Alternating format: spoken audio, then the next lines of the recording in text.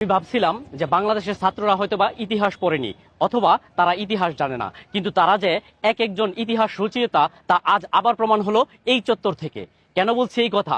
সমগ্র বাংলাদেশে যখন শেখ মুজিবের এক একটা মূর্তি, এক একটা মুরাল ভাঙা হচ্ছে, তখন এই তাজউদ্দিন চত্বরে তাজউদ্দিন মাথা উঁচু করে সগৌরবে দাঁড়িয়ে আছে। যেটি ছাত্র জনতা শুধু এই মুরালটা অক্ষতই রাখেনি, গলার মধ্যে মালা পরিয়েছেন।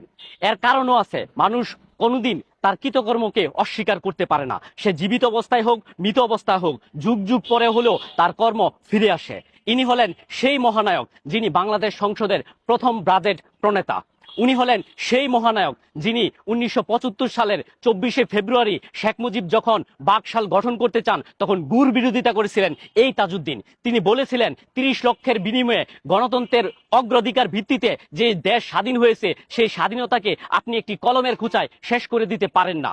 উনি হলেন সেই মহানায়ক যিনি 9 মাস বাংলাদেশের মুক্তিযুদ্ধকে সংগঠিত করে নেতৃত্ব দেওয়ার পর আজ বাংলাদেশের কোনো পাঠ্য বইয়ে উনার নাম নাই। সত্যিকার অর্থের নায়করা যুগ যুগ পরে হলেও ফিরে আসে, মানুষের ভালোবাসায় সিক্ত হয়। এই উদাহরণ হলো এই তাজউদ্দিন চত্বর, এই তাজউদ্দিনের মুরাল।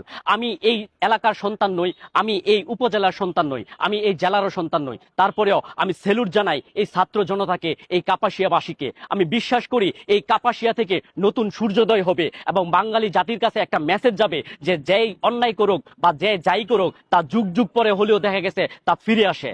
তাজউদ্দিন তার কর্মের ফল আজ এত বছর পরও পেয়েছেন। কিভাবে পেয়েছেন? মানুষের ভালোবাসায় পেয়েছেন। উনি একমাত্র বীর যার কোনো হ্যাটার্স নাই, বাংলাদেশে কোনো হ্যাটার্স নাই, সত্যিকার অর্থেই কোনো হ্যাটার্স নাই। কারণ উনি নির্লোভ মানুষ ছিলেন। উনি পদত্যাগ করেছিলেন বাকশাল মন্ত্রী পরিষদ থেকে। উনি সর্বশেষ যখন 3 নভেম্বর জীবন দেন তখনও উনাকে অফার করা হয়েছিল মন্ত্রী পরিষদে থাকার জন্য, কিন্তু দেখা গেছে তিনি সেই অফার গ্রহণ করেননি। যার কারণে উনি ক্ষমতা না নেওয়ার কারণে জীবন দিয়েছিলেন। অনেকে ক্ষমতায় থাকার কারণে জীবন দিতে হয়েছে।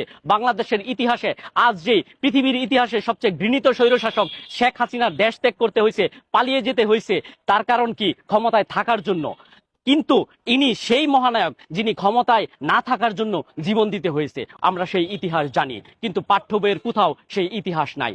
আমি বিশ্বাস করি এই কাপাসিয়া থেকে এমন মেসেজ বাংলাদেশে পৌঁছে যাবে যে আপনারা দেখেন যুগ যুগ পরে হলেও মহানায়করা ফিরে আসে, বারবার মানুষের ভালোবাসায় সিক্ত হয়। আমি বিশ্বাস করি নতুন স্বাধীনতার এই বাংলাদেশের মধ্যে কাপাসিয়া থেকে নতুন সূর্যোদয় হবে। ভালো থাকবেন সবাই, ধন্যবাদ সবাইকে।